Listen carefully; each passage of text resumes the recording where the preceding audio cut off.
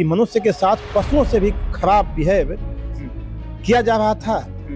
और महात्मा फुले पर लगातार हम लोग काम करते रहे हैं, लेकिन हमारे नेता आदरणीय लालू प्रसाद यादव जी जब बिहार के मुख्यमंत्री बने तो महिलाओं के लिए आकस्मिक अवकाश की घोषणा किया। नमस्कार, आप लाइव सिटीज देख रहे हैं। आपके साथ मैं हूं वसीम खान। देखिए, जहां एक तरफ तेजस्वी यादव खूब पसीना बहा रहे हैं, जहां महागठबंधन ग्राउंड जीरो पर एक्टिव है, वहीं आरजेडी के युवा नेता, देखिए फ्रेम में आपको राजेश यादव दिख रहे होंगे, कांधे पर बड़ी जिम्मेदारी, मगर फिल्म देखने जा रहे हैं और अकेले नहीं, कार्यकर्ताओं के साथ। सीधा बात करेंगे इनसे।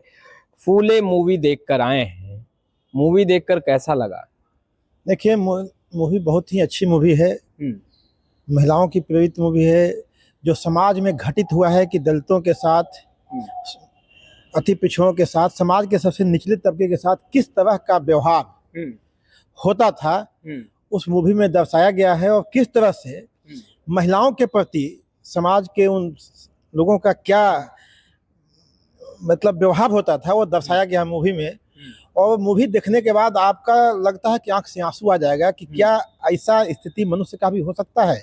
अच्छा, क्या ऐसा स्थिति में भी मनुष्य जिंदा रहता है कि मनुष्य के साथ पशुओं से भी खराब बिहेव किया जा रहा था। और जो सेम स्थिति जो दिखाया गया है, वही स्थिति बिहार में भी 90 से पहले थी। अच्छा, 90 से पहले वही स्थिति बिहार में भी थी।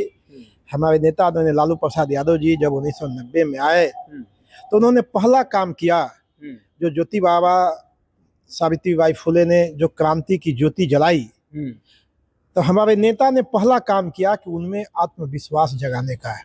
अच्छा, हमारे नेता जब लालू प्रसाद यादव जी बिहार के मुख्यमंत्री बने तो दलितों में, शोषितों में, वंचितों में, समाज के उन वर्गों में जो आज़ादी जानते ही नहीं थे, स्वतंत्रता क्या होता है जानते ही नहीं थे, स्वाभिमान क्या होता है जानते ही नहीं थे, उनमें स्वाभिमान भरने का काम किया, आत्मसम्मान जगाने का काम किया, उनको मतलब दर्शाया कि आप इंसान हो, आप मनुष्य हैं, और यह फील कराया उन्होंने।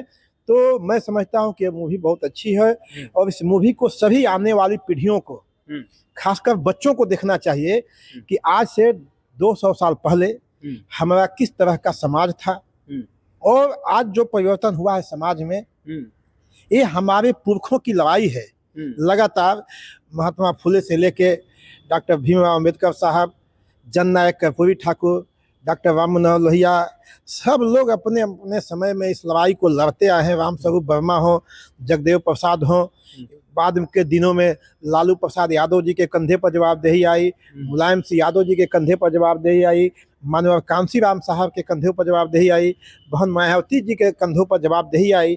और आज इस जवाबदेही को हमारे नेता आदरणीय तेजस्वी प्रसाद यादव जी बखूबी लेकर के बढ़ने का काम कर रहे हैं। राहुल गांधी के बाद आप चले गए मूवी देखने, अकेले गए थे या नहीं? देखिए, नहीं, आपको समझना चाहिए, मैं जब से राजनीति में आया हूँ, महात्मा फुले समता परिषद और महात्मा फुले पर लगातार हम लोग काम करते रहे हैं। और मेरी राजनीति में उत्पत्ति ही महात्मा फुले समता परिषद के माध्यम से हुई है। अच्छा जी, और हम लोग तो लगातार पुणे में भी जाते रहे हैं। अच्छा। 28 नवंबर को पुणे, चूंकि हम लोग एक सोशल संगठन था, आपको जानकारी है तो जानिए कि महात्मा फुले समता परिषद महाराष्ट्र के मंत्री हैं, अभी भारतीय जनता पार्टी में है, लेकिन समता फुले परिषद बनाते थे, उसमें हम लोग समता फुले परिषद में, और बिहार में महात्मा ज्योतिबा फुले को हम लोगों ने जनाया है। अच्छा, हम लोग लाए महात्मा ज्योतिबा फुले के, लगातार हर साल हम लोग कार्यक्रम करते रहे हैं, उसमें इन्वॉल्व रहते रहे, चाहे महात्मा फुले समता परिषद की दिल्ली में बैठक हो, गुड़गांव में बैठक हो, या देश की किसी राज्य में बैठक, कम से कम मैं उस बैठक में जाते रहा हूं।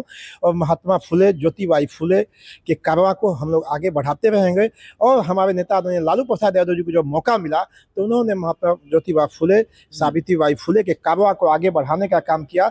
आप देखिएगा कि महिलाओं को कोई सम्मान नहीं होता था, लेकिन हमारे नेता आदरणीय लालू प्रसाद यादव जी जब बिहार के मुख्यमंत्री बने तो महिलाओं के लिए आकस्मिक अवकाश की घोषणा उन्होंने किया था, मातृ अवकाश का उन्होंने घोषणा किया था।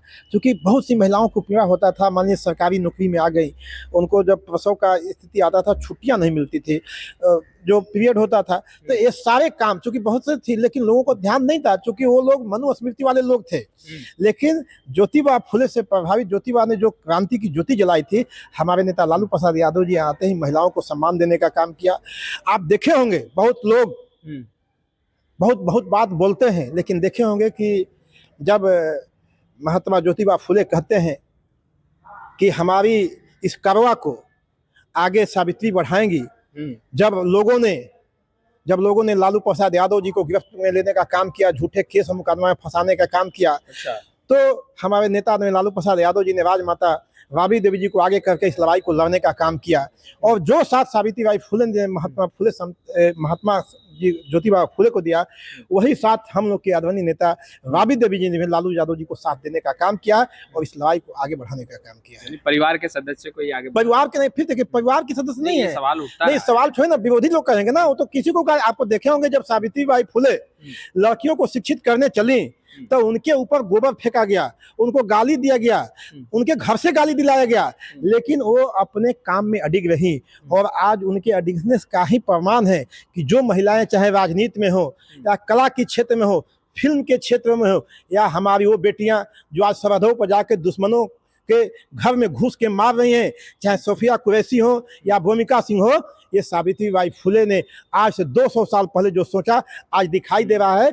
जो लोग समझते थे कि बुद्धि पर मेरा एक अधिकार है, बहुजन समाज, दलित समाज को अगर मौका मिलेगा तो दिखाएंगे कि बुद्धि पर आपका अधिकार नहीं है, जो आप सोचते हैं उसे हम लोग 150-200 साल पहले पूछते हैं। आपके नेता पसीना बहा रहे हैं, बिहार के हर जिलों का दौरा कर रहे हैं, ग्राउंड जीरो पर हैं, ऐसे में आप लोग मूवी देखने जा रहे हैं, ऐसे में कैसे लोगों को जागरूक कीजिएगा? नहीं, हम तो मूवी देख कर के हम लोग इसलिए मूवी देखें कि हमारे जो नौजवान हैं समझें और समझ के लोगों को समझाएं कि किस तरह से लोगों के ऊपर अत्याचार होता था, उत्पीड़न होता था, और किस तरह से हमारे पुरखों ने इस लड़ाई को लड़ा है।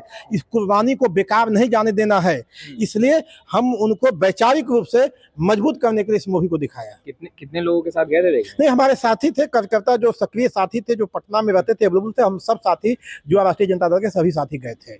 और सब लोगों ने, आपने कहा कि मूवी बहुत भावुक कर देने वाली थी, तो क्या राजेश यादव भी मूवी देखकर भावुक हुए? निश्चित रूप से लगता था कि जिस तरीके से परछाई से लोग दूर भागते थे, लोग आप दिखाएंगे मूवी में कई ऐसा जगह है कि परछाई से दूर भागते हैं।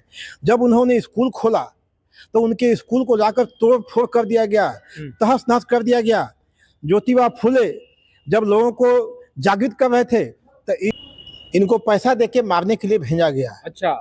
ज्योतिबा फुले उस जमाने में, और इस जमाने में भी जब लालू प्रसाद यादव जी ने गरीबों के लिए काम करना शुरू किया, जब गरीबों में जागृति आई, स्वाभिमान आया, तो लोगों ने कहा कि तो कलयुग आ गया है। और जब लालू प्रसाद यादव जी नहीं रुके तो इनको फंसाने का काम किया गया, इनको कैद में डाल दिया गया, इनको जेल में डाल दिया गया। और आज भी किस तरह की प्रताड़ना इस देश में अगर कोई झेल रहा है तो उस व्यक्ति का नाम है लालू प्रसाद यादव, इसलिए कि उन्होंने महात्मा ज्योतिबा फुले ने जो ज्योति जलाई थी, इस ज्योति को आगे बढ़ाने का काम। और सवाल उठता है, हमारे नेता के पास इतना संपत्ति कहाँ से आया? कहाँ संपत्ति है? आप उन लोगों के पास भी है ना भाई। अगर लालू प्रसाद यादव जी का, उन लोगों पे सवाल आप उठा रहे हैं, पहले अपना देखिए, यहाँ मैं बोलता ना कि ये लोग वही लोग मूल सवाल से हटाने के लिए जिस तरह से ज्योतिबा लोगों को परेशान किया, उसी तरह हमारे नेता लालू प्रसाद यादव जी को परेशान किया जा रहा है। तो आपने सुना राजेश यादव जी को, देखिए ग्राउंड जीरो पर एक्टिव है और समाज में किस तरीके से बेहतरी हो उसके लिए लगातार कार्य कर रहे हैं। कल मूवी देखने पहुंचे थे और कार्यकर्ताओं को लेकर गए, और देखिए कह रहे हैं समाज में संदेश लेकर जाएंगे। फिलहाल इस वीडियो में इतना ही। आपका बहुत बहुत शुक्रिया।